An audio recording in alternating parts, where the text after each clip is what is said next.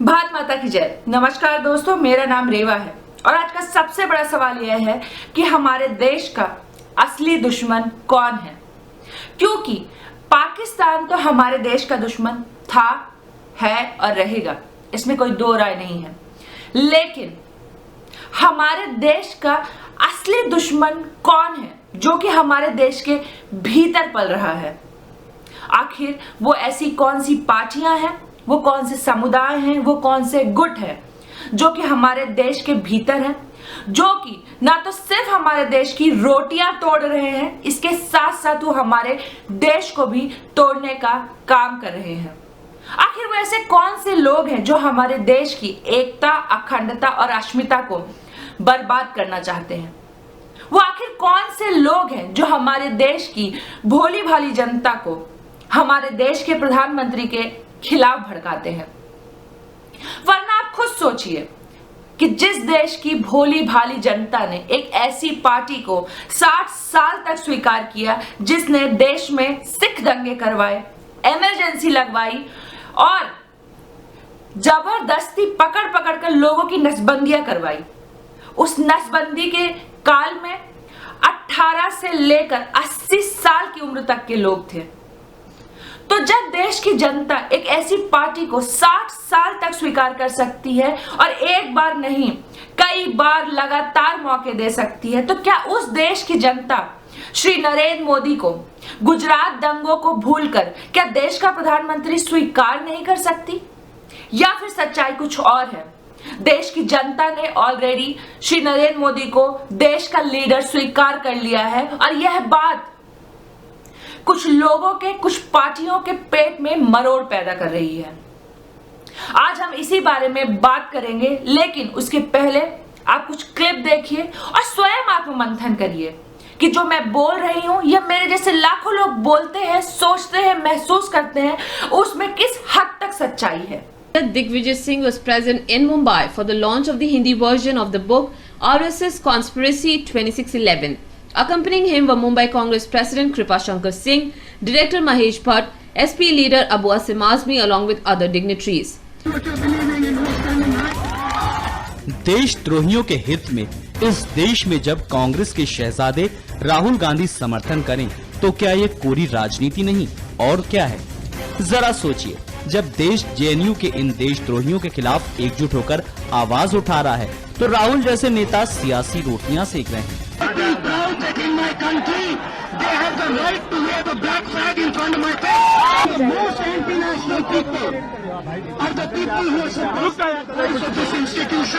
ऐसे में जनता राहुल पर कैसे विश्वास करे, जिस नेता के लिए देशद्रोही भी राजनीति का मुद्दा बन जाता है, जिस नेता के लिए अपराधी सही है और देश की संसद पर हमला करने वाले सही, वो देश के लिए कैसे सही साबित हो सकता है? राहुल जेएनयू छात्रों के समर्थन में हैं, जिसने भारत विरोधी नारे लगाए थे और देश की जनता की चुनी सरकार को निशाने पर ले रहे हैं। साहब जिस लाइन को लेकर चलते हैं पॉलिटिक्स में, वो बिकती है, वो सेल होती है, उसकी पॉपुलैरिटी है। तो मोदी साहब अपने कोई कमजोर नहीं हो रहे इस वजह से, मोदी साहब स्ट्रांग हो रहे हैं, अपने बेस को मजबूत करते हैं। 8 तारीख को बिहार के नतीजे आने वाले हैं और आपको दोबारा अपना सवाल करना पड़ेगा। अच्छा जी, स्ट्रांग नहीं होते जा रहे हैं, स्ट्रांग नहीं होते जा रहे हैं कि इसको बंद करना है तो एक ही तरीका है कि भारत और पाकिस्तान के रिश्ते बेहतर हों, और बेहतर करने के लिए ऐसे हमारे यहाँ वजीर आजम की जरूरत है जो फजूल के शर्तें न रखें और आपसे बातचीत करें, जैसा कि डॉक्टर मनमोहन सिंह ने किया, और कि आपके यहाँ यही चीज हो कि जब की बातचीत होनी है तो आप आगे बढ़िए, करवाइए, जैसा कि परवेज मुशर्रफ साहब कर रहे थे। हमारे सामने एक मिसाल है कि जबकि प्रेसिडेंट मुशर्रफ जो फौज के आदमी थे और हमारे डॉक्टर मनमोहन सिंह थे, तब 3 साल जारी रही हमारी आपसी बातचीत। मणिशंकर साहब, अब जो जिस जगह पे आके खड़े हो गए हैं, स्टक हो गए हैं, अब इसमें से निकलने का क्या तरीका होगा? हमें ले आइए, इनको हटाइए। अच्छा, तो इनको तो आप ही हटा सकते हैं? तो इनको तो आप ही हटा सकते हैं? हाँ, हम हटाएंगे, लेकिन तब तक जरा आपको भी इंतजार करना होगा। हमें ले आइए, इनको हटाइए। अच्छा, तो इनको तो आप ही हटा सकते हैं? नहीं है, तो इनको तो आप ही हटा सकते हैं? हाँ, हम हटाएंगे। Prime Minister can go abroad because he has to mobilize support for India. He has done it. He has done in excellent manner also.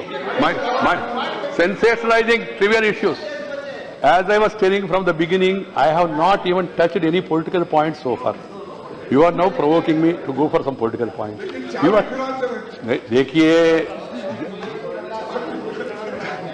देखिए देश का विदेश मंत्री, पूर्व विदेश मंत्री दूसरे इलाके में जाके इंटरव्यू देते और कहते पाकिस्तान प्राइम मिनिस्टर बढ़िया है, Indian prime minister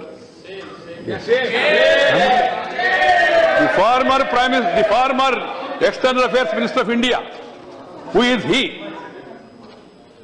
he goes to other country, and then another ex-minister, present member of parliament, he goes to Pakistan and tells the people, if you want to have improve, if you want to improve the ties with India and Pakistan, the best way is overthrow Narendra Modi. Really shame. I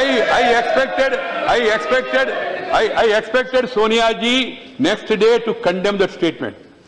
It did not happen. देश ने 17 जवानों को खो दिया।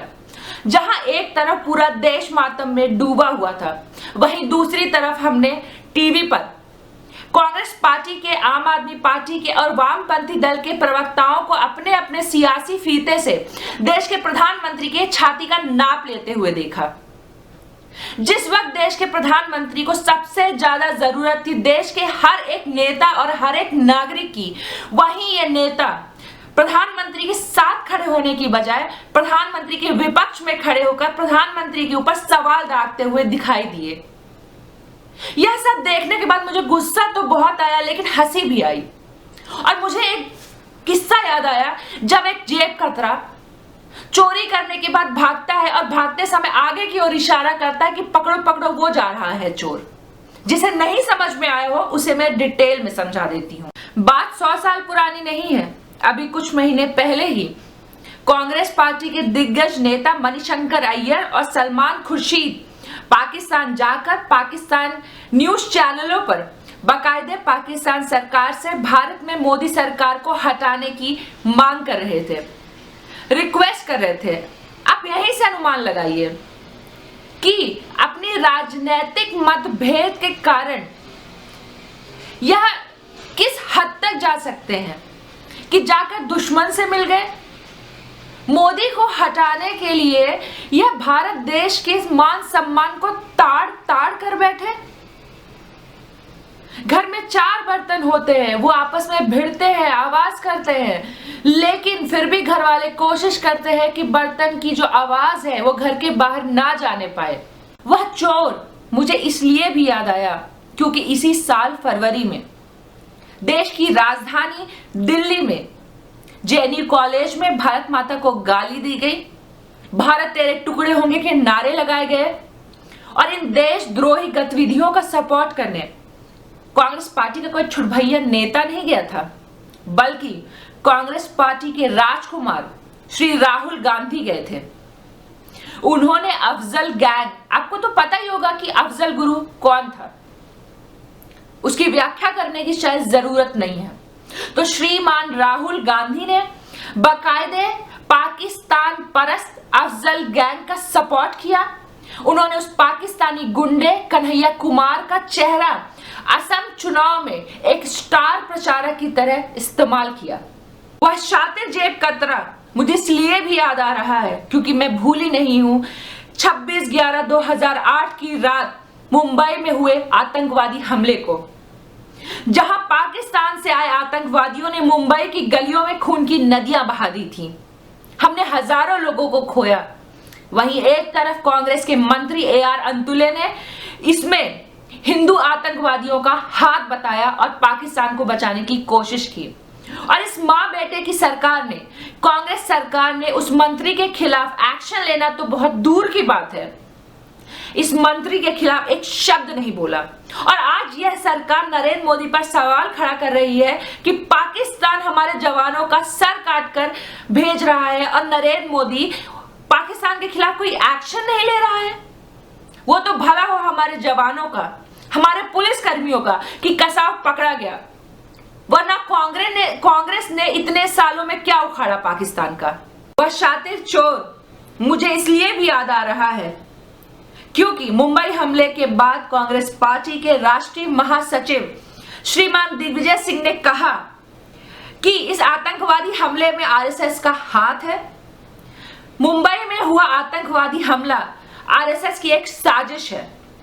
श्रीमान दिग्विजय सिंह ने बाकायदे एक किताब भी लॉन्च करवाई और उस किताब को हाफिज सईद साहब, इसी नाम से बुलाते हैं कांग्रेसी सारे पाकिस्तानियों को, तो दिग्विजय सिंह के हिसाब से हाफिज सईद साहब उस किताब को पूरी दुनिया में दिखाकर कहते हैं कि मुंबई हमले में आरएसएस का हाथ है।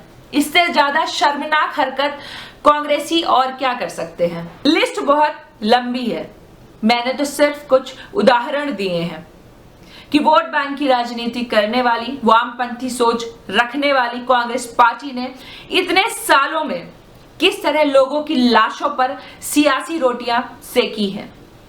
कश्मीर और पाकिस्तान का नाम आए और जवाहरलाल नेहरू का जिक्र ना हो तो यह तो अन्याय होगा। मेरे मन में अक्सर एक सवाल उठता है, अगर आप में से किसी के पास इसका जवाब हो तो कमेंट बॉक्स पर जरूर लिखें कि गोडसे के नाम पर छाती पीटने वाली कांग्रेस पार्टी और वामपंथी दल कभी जवाहरलाल नेहरू पर प्रश्न चिन्ह क्यों नहीं लगाते, जबकि कश्मीर समस्या के असली खलनायक जवाहरलाल नेहरू ही हैं।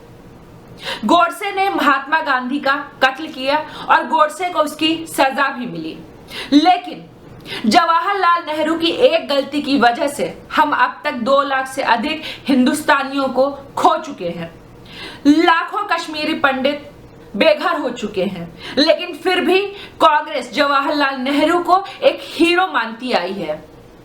तो आप क्या फील करते हैं, आपको क्या लगता है, आप क्या महसूस करते हैं, वो जरूर लिखें, क्योंकि वक्त आ गया है अपनी आवाज बुलंद करने का। वरना कांग्रेस वोट बैंक की राजनीति के चक्कर में युवाओं को भड़काती रहेगी, वामपंथी गुटों में शामिल करती रहेगी, गोडसे के नाम पे हाहाकार मचाती रहेगी, लेकिन असली मुद्दों को दबाती रहेगी। इसीलिए आप आज से ही अपनी आवाज बुलंद करना शुरू करें। भारत माता की जय, जय हिंद।